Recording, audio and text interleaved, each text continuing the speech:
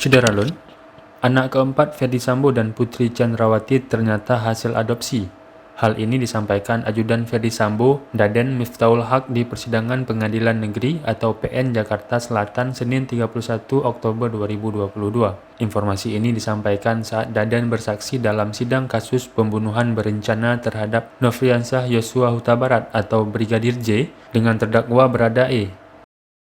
Daden menjawab pertanyaan hakim soal apakah pada tahun 2019 Putri Chandrawati melahirkan anak keempat. Kemudian, jaksa menyinggung pengakuan asisten rumah tangga Ferdy Sambo bernama Susi yang menyatakan bahwa anak keempat majikannya merupakan anak kandung.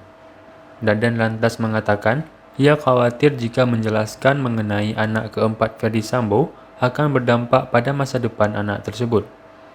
Hakim lantas menjelaskan, hal ini perlu dijelaskan agar permasalahan mengenai kasus yang disidangkan bisa terungkap. Daden mengaku tidak bisa menjelaskan lebih lanjut terkait proses adopsi anak tersebut.